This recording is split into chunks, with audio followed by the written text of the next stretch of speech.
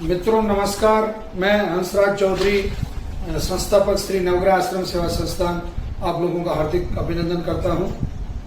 मित्रों, आज श्री नवग्रह आश्रम के इतिहास में बहुत खुशी का दिन है, बहुत ऐतिहासिक पल है। आज हमने श्री नवग्रह आश्रम के जो विद्वान चिकित्सक हैं उनसे सबसे पिछले कम से कम 1 महीने से लगातार डिस्कशन चल रहा था और भारत सरकार के आयुष मंत्रालय द्वारा भी जो दिशा निर्देश जारी किए जाते हैं समय समय पर, और अखिल भारतीय आयुर्वेद जो संस्थाएं हैं, आयुर्वेद के बड़े बड़े जो कॉलेजेस हैं, उनके द्वारा भी इन पिछले दिनों में लगातार जो एडवाइजरी जारी की जा रही थी या सलाह दी जा रही थी, उन सभी के अनुरूप और हमारे श्री नवग्रह आश्रम सेवा संस्थान के विद्वान चिकित्सकों द्वारा एक बहुत अच्छी औषधि का हम आज प्रकट करने जा रहे हैं, उसको आप लोगों के सामने रखने जा रहे हैं। इस औषधि का नाम है प्रतिरक्षा।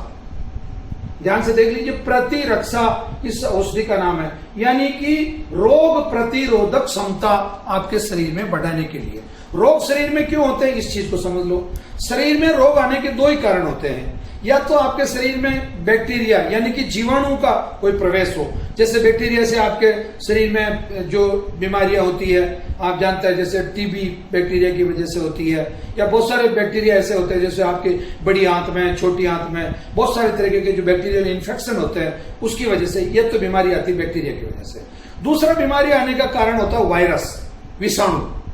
वायरस जैसे बहुत सारी तरीके, जैसे आपके हेपेटाइटिस बी है, आपका एड्स है, या ये जैसे कोरोना है, या इस तरीके के जितने भी इन्फ्लुएंजा है, इस तरीके के जितने भी वायरस होते हैं, उन वायरस की वजह से। तो वायरस तो क्या करता है कि वायरस सजीव भी है, निर्जीव भी है, परंतु वो जो ही आपकी कोशिकाओं में प्रवेश करेगा, आपके फेफड़ों को तकलीफ करेगा, या आपके शरीर में एड्स में जैसे आपकी रोग प्रतिरोधक क्षमता को खत्म करेगा। तो और बैक्टीरिया में क्या, वो एक कोशिकीय जीव है,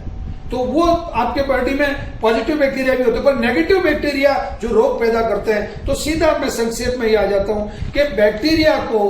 और इसको वायरस को, यानी कि हिंदी में बात करूं तो विषाणु को और जीवाणु को, इनको खत्म करने के लिए, या ये आपके शरीर में प्रवेश ही ना कर पाए, और अगर गलती से प्रवेश कर भी जाए, आप कहीं छोटे से लापरवाह रह जाओ थोड़े बहुत, तो आपको उससे आपकी कोशिका में ये वायरस प्रवेश नहीं कर सके, अथवा जो बैक्टीरिया आपके शरीर में, जैसे आपके आंख में, आपके फेफड़े में, आपकी आंतों में, या आपके जो मूत्रल संस्थान है उनमें इसका प्रभाव नहीं हो, इस रोग से आप बचे रहें। इसके लिए श्री नवग्रह आश्रम ने एक बहुत अच्छी औषधि प्रतिरक्षा के नाम से जो जारी की है, उसमें मैं आपको ये घटक बता रहा हूं। अश्वगंधा है इसमें, नीम गिलोय है, मुलेठी यानी कि यष्टि मधु है, काली मिर्च का पाउडर है इसमें, सौंठ का पाउडर है इसके अंदर, और दालचीनी का इसमें पाउडर है, और तुलसी का इसमें, श्याम तुलसी जो है उसका पाउडर है। ये इतनी औषधियां हमारा इस औषधि के अंदर हमने जो ये बनाया है, ये जो काढ़ा बनाया हमारे विद्वान वैद्यों ने और डॉक्टरों ने जो मिलके जो डिस्कस किया है, उससे ये, इसमें आपको एक बहुत सामान्य सी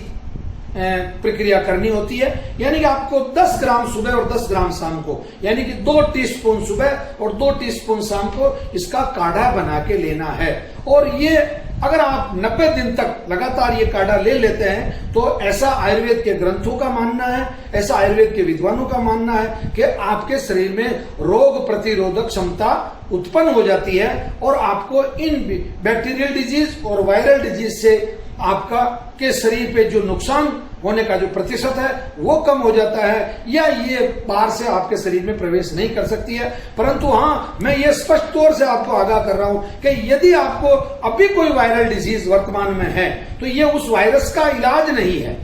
यानी कि आपको अगर वायरल डिजीज हो चुकी है तो उसके इलाज के लिए जो भारत सरकार के जो दिशा निर्देश है उनका आप पालन करें, परंतु इनसे बचने के लिए आप लोगों को इस प्रतिरक्षा नामक औषधि का उपयोग निरंतर करते रहना चाहिए, 2 चम्मच सुबह और 2 चम्मच शाम को। तो निश्चित रूप से आपको किसी भी प्रकार की जीवाणु और विषाणु